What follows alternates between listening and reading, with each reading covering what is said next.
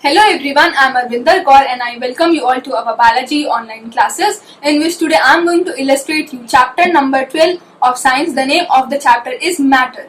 So firstly we will discuss about that what is matter. Matter is anything that occupies space and has mass. All physical objects are composed of matter, and an easily observed property of matter is its states or phase. Book, table, pen, eraser, etc. are the example of matter. Matter can be seen, touched, smelled or tasted. It can be a solid like iron, a liquid like milk or water, or a gas like steam. Now, we will discuss that what are molecules. All matter, whether in the form of a solid, liquid or gas, is made up of a tiny particles called molecules. A molecule is one substance is different from the molecule of another substance. Thus, a molecule of common salt is different from the molecule of sugar. Now, our next topic is different states of matter. So basically, there are three states of matter. The first one is solid, the second one is liquid, and the third one is gas. We will discuss the first one, that is solid. In a solid, the molecules are very tightly packed. They attract each other with a strong force. They have a definite shape and volume. Wood, iron, zinc, etc. are the examples of solid. Solids are usually hard because their molecules are packed together tightly. Solids can be made up of many things. Now, we will discuss the second one, that is liquid. The molecules in a liquid are also packed together but not so closely as in a solid. They are attracted with less force towards each other, so they move within the liquid. The examples of liquid are water, milk, juice, etc. Liquids have no fixed shape, they have a fixed volume. For example, if you have half liter of milk, it will be half liter whether it is in a bottle or in a packet or in a glass. Liquids can flow easily and take the shape of the container you poured them. Now, the third one is gases. Gas is a state of matter that has no fixed shape and no fixed volume. Gases have lower density than other states of matter such as solids and liquid.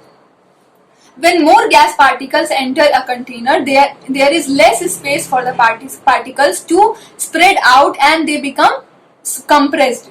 Helium, neon and argon are some of the examples, some of the individual atoms which are also known as noble gases and have very low chemical reactivity. Now, our next topic is changing states of matter.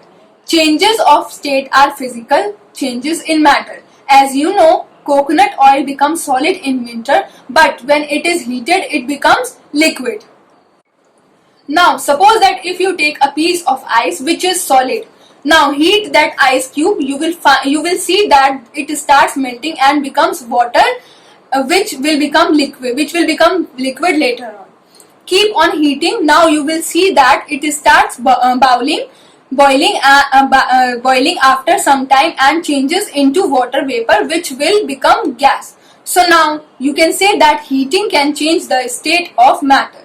Now you have already know that a gas condenses and become water, means liquid on cooling. When water is further cooled in a freezer, it becomes ice, or we can say that cooling can also change the state of matter. Now, the conclusion is that heating and cooling can change the state of matter. When a change takes place in the state of matter, we call it a physical change. Now, our next topic is solution. When a solid substance is mixed in a liquid, it may break up into tiny particles. These particles mix with the liquid molecules to form a solution. Take water in a glass and add a small quantity of salt to it. Now stir the water with a spoon. Soon the salt dissolves in the water and you will get a solution of salt in water. The salt is called the solute and the water is called the solvent. A solution is formed by dissolving a solute in a solvent. The molecules of water in the glass have empty spaces between them. These empty spaces are filled by the molecules of salt to make the salt solution. You can make different solutions by dissolving different solutes in different solvents. However, all solids do not dissolve in water. Some solids such as chalk, sand and mud are insoluble and they do not dissolve. Now, there is an activity which is given in your book on page number 129. In that activity, we will take some water in a glass and mark the level of water. We will add 3 to 4 teaspoons of sugar to it. We will note the level of the water. Now, we will dissolve the sugar in water by stirring with the spoon. Now, we will